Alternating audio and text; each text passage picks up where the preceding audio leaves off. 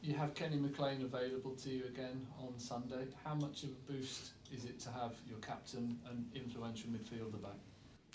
A big boost, but of course we're getting used to not having him available. I think we've played 23 games, and he's been out for 8, which is of course way too much when he's the captain. But it's good because I actually think what we have seen the previous games for us is that when he's not involved, we lack that kind of leadership, especially in the moments where the game can go in 2 or 3 directions. We need that leadership, we need that control, we need that support and that communication, which he always gives to the team. So that would be good to have him back.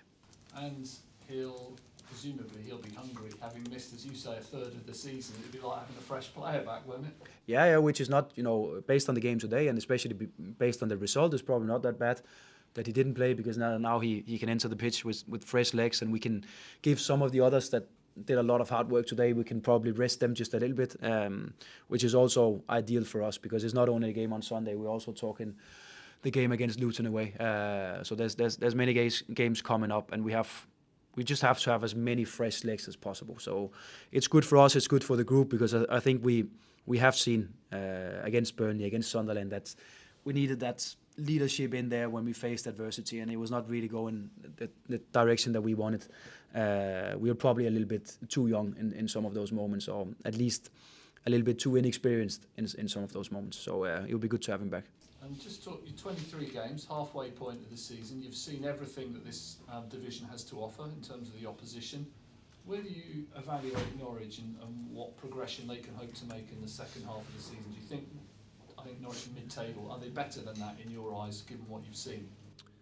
No, because that's where we are, and that's the points that we have picked up. So we deserve that position. I think when I look at the approach and when I look at the performance out there today, because Millwall is not a bad team, and you can see so many teams that struggle to create chances and score goals against them.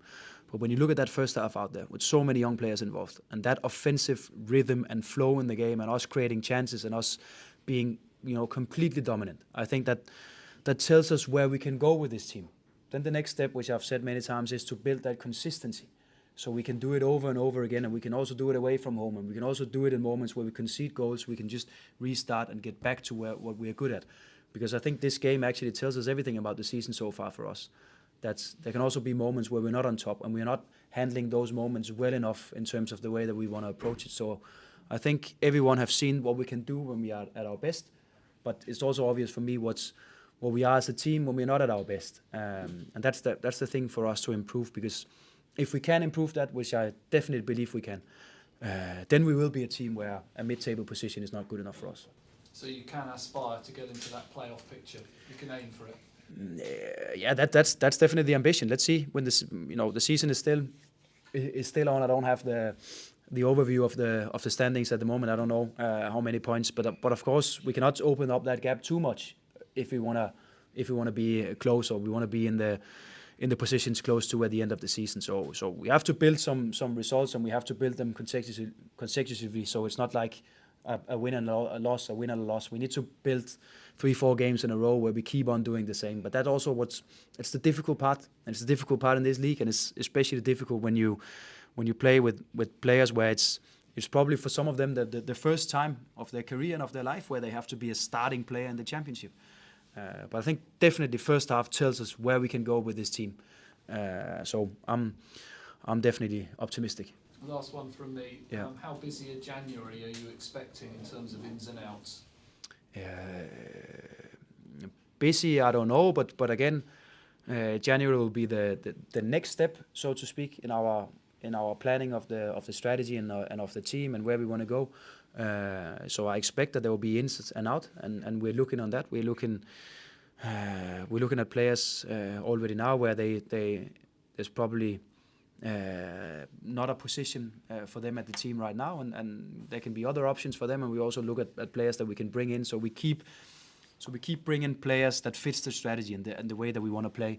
Keep bringing them in. I know January is sometimes a little bit more difficult, a little bit more expensive market compared to the summer. So I don't think we can expect as much as we did this summer, but we have to keep on going. So So we constantly bring in players that fits the strategy and the way that we want to play. Just to carry on that theme, Grant Hanley's situation, is he one of those who we know contractually where he's at, we know he's not playing a lot of games, so he's an experienced player. I'm sure he's at the stage of his career he will want to be playing games. Yeah. Is that something that could develop through January in terms of if it suits all parties? I think it's fair to say. I've had some talks with him. I know Glenn is doing the same, and also trying to give him as much feedback as possible. That's probably or mostly based on the international games that he have played so far. From a selfish perspective, I want to keep him because he's a leader and he's a captain and he's a very experienced guy and he's training well and he's good around the young boys. I can understand if he comes to me and say I want to play first team football on a regular basis, and then of course we need to sit down and look at the situation, and also of course obviously what kind of offers that he will get in January, because I think we have to be as honest to him as possible, and of course also to be realistic. But from a selfish perspective, I would like him in the group, but I can definitely understand if something comes up that he want to look at that. Yeah, which is why it could be quite a fluid month you're going into, because you will have an idea of certainly the numbers you need to work with, and you want to add to that, but there might be those situations you have to factor in as well. Yeah, and you were also around the club and the team when the transfer window was open this summer, and that was a busy time of the season. It's never ideal as a football coach and as a team, knowing that the window is open and a lot of things can happen. There can also be offers on our players that we don't expect in the the time right now. We never know. We cannot control it, and we just have to be able to react and have as many things prepared as possible. So of course a little bit more meetings now when we plan the team, and we plan on more or less every position. So if something should happen that we don't expect, we can still bring in players that we want to bring in. So a busy time of the year, and then of course the season is going on the same track. So we just have to stay focused and follow the strategy. Yeah, on one of those who clearly is very hot, and you may have scenarios that play out, but I want to ask you more about and that's Borja Sainz. Just the last 4 or 5 games. Yeah. Now his numbers are off the chart. Nobody would dispute, 17, whatever his goal contributions. But these last 4 or 5 games hasn't added to that. Is that teams now really respecting his reputation's out there now? They're trying to shut him down. I'm sure when they do their tactical work, it's how do we stop Borja Sainz?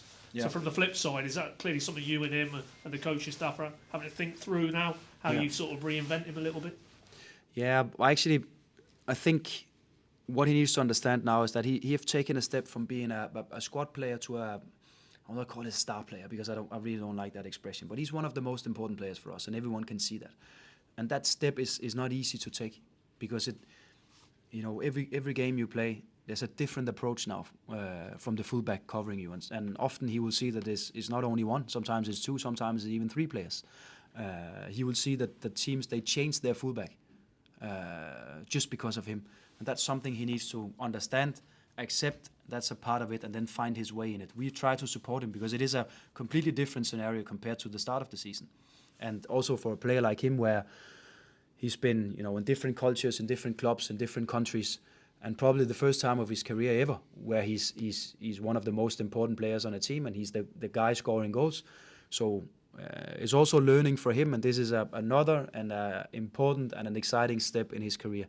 I definitely think when he has the qualities that he has, that he will overcome this period where it's been a little bit too much and a really hard learning for him. And I think we're just about to see that the next version of him, because I think the way he's dealing with it is in a good way, even though it is difficult and there's some tough moments in the game, and it's not always it's just easy for him and the way they tackle him and the way they approach him and go at him. It's not easy for any football player. Let's come more on a QPR if we can. Be honest, Johannes, now, there must be extra motivation for you and your players after what happened at QPR. I mean, the result, the performance, those big calls that went against you, the disciplinary fallout thereafter.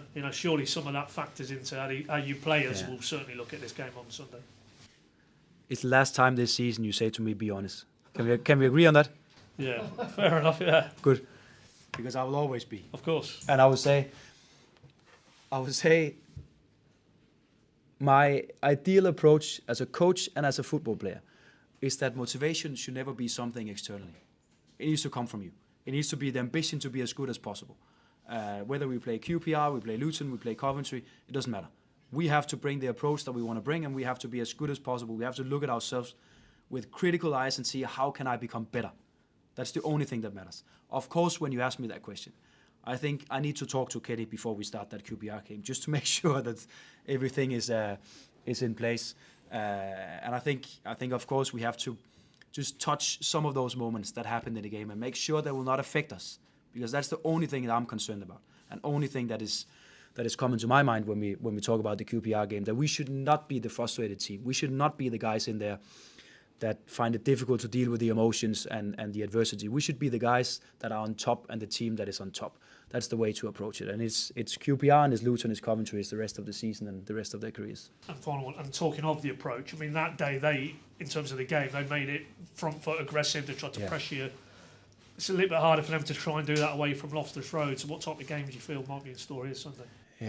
I think they will try, and I think actually also Millwall tried today to be aggressive and to be front-footed. I think we just had such a good rhythm in our passing game, especially in first half. It was difficult for them. So I expect a little bit of the same, and I expect if we can find that rhythm, we can play a first half just like we did today, and hopefully even more minutes. That will be the approach. So I'll definitely show the guys a lot of good moments from the game today, and then combined with some moments from the QPR game last time, where I think actually there was some good moments, but not good enough moments. So that's where we have to go. But I think this performance today tells us a lot of what we can do as a team, because it's not, like I've said a couple of times now, it's not an easy side to create chances and score goals against. They are compact, they are hardworking, they're really solid. The same with QPR. They've had some good results after we played on Loftus Road. So we have to accept that it will be another challenge for us. But if we can find that rhythm, as we did in first half, then definitely we can get a good result. Thanks for your honesty, Johannes. Of course, Paddy. I promise to be honest rest of the season. I wasn't accusing you of dishonesty. I'd never do that. I know. Happy Christmas, guys. Thank you.